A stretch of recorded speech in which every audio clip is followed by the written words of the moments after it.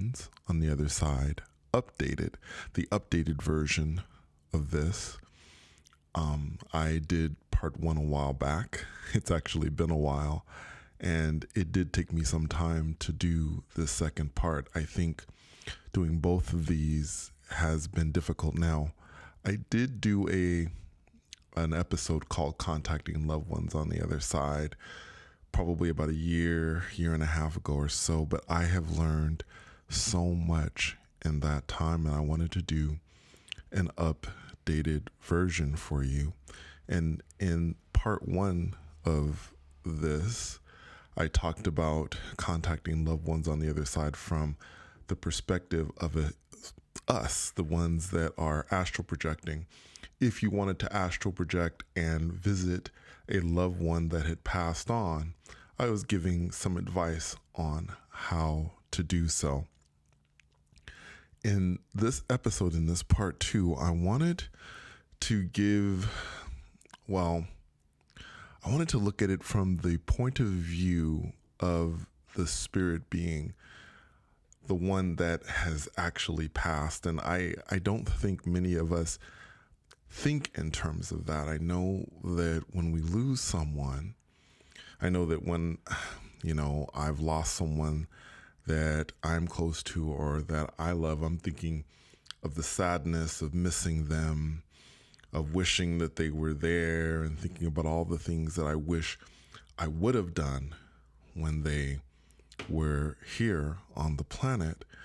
And I'm not necessarily thinking about it from their point of view. I think this is just a natural thing. We go through a grieving process because we have lost this person.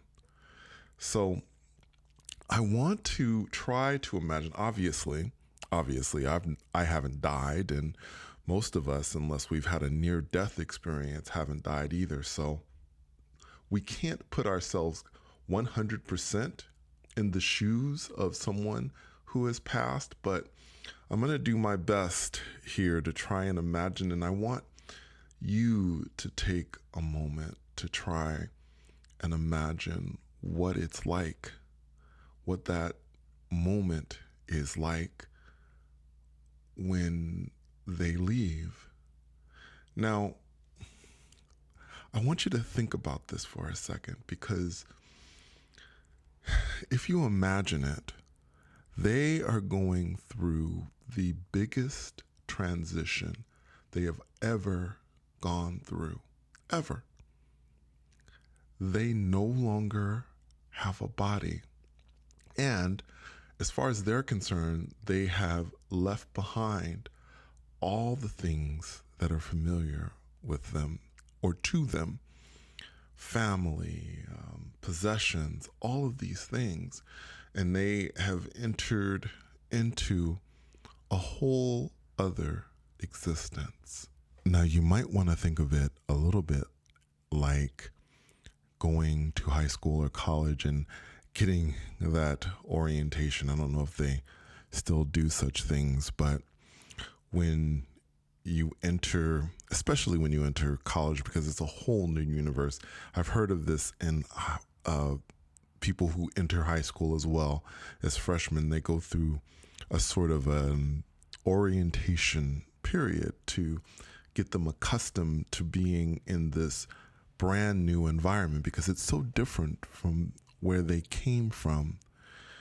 And perhaps you might want to think about it this way, because when someone has passed on, they're in a completely different environment.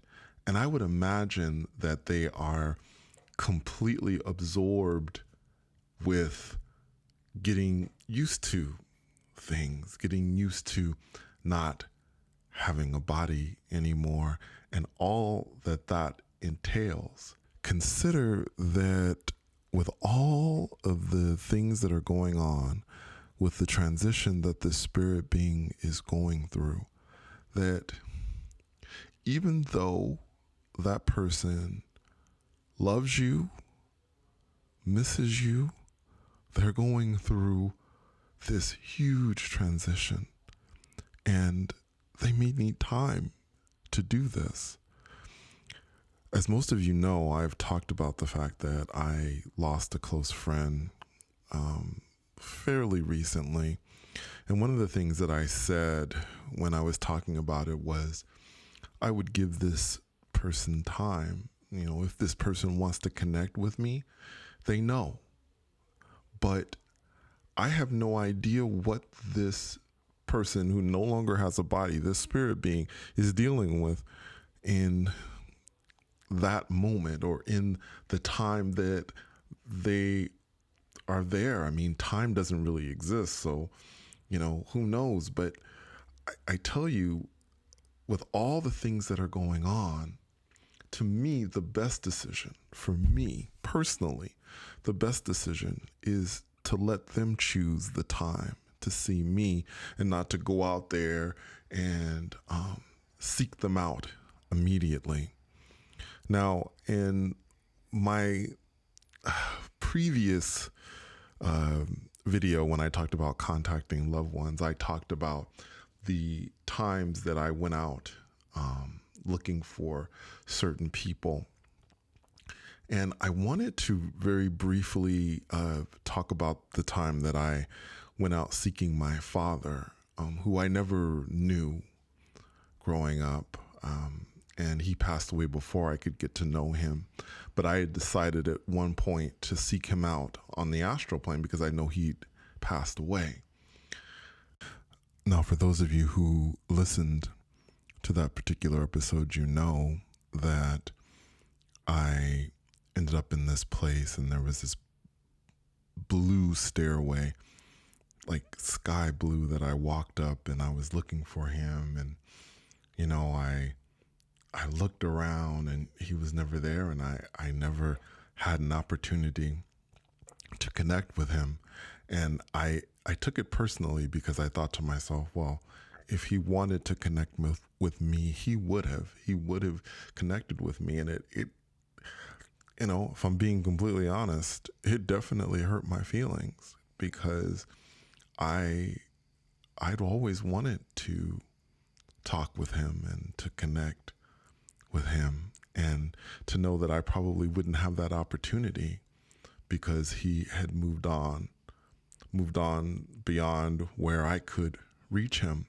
I know that, there are all these different things out there about, astral projection and being able to visit people that have passed on.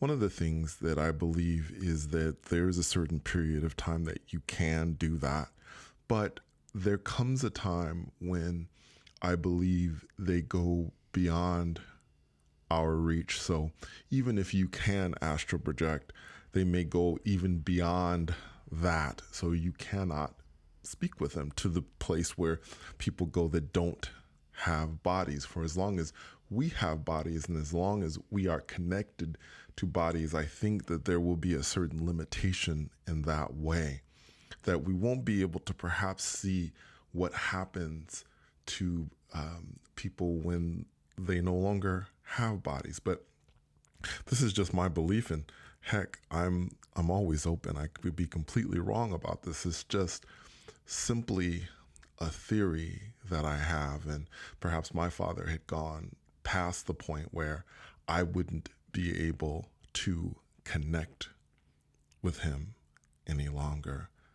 Now, as far as I know, that thing you imagine, those of you who have imagined connecting with their loved ones again, the thing that you have in your head, that magical meeting where you have an opportunity to say goodbye one last time, to hug them and to tell them you miss them and all these things, that could go just the way you foresee it going.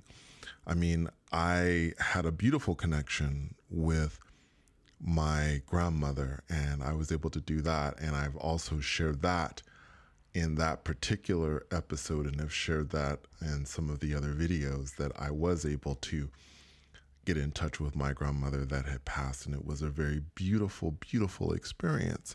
So please don't take this as me trying to discourage or saying, that this is going to be negative.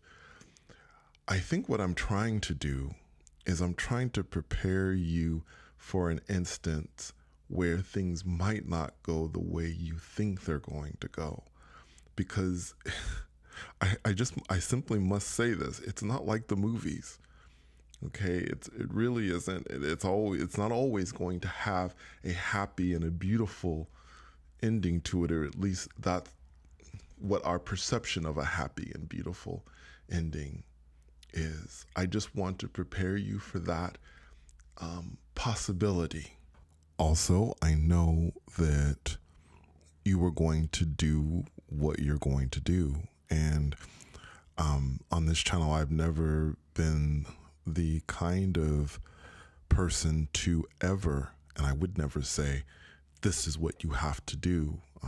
I am a big advocate to people making their own decisions, of course.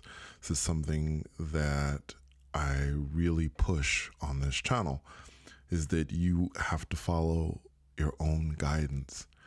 I just want you, and I think I did this episode simply for you to consider some other things and some things that you may not have thought about before you go out there seeking that loved one. When you do go out there, if this is what you choose to do, just remember to have love in your heart when you're out there. Think of how much you love them. Think of how much you are connected to them. And trust me, that will draw you to them. Love is a very powerful force, and you will get there if that is what you think and that is what you carry inside. This is very, very important. Anyway, I think that's it for now. I will probably talk about this again in the future. Thank you so much for coming on another journey with me. And until next time, take care.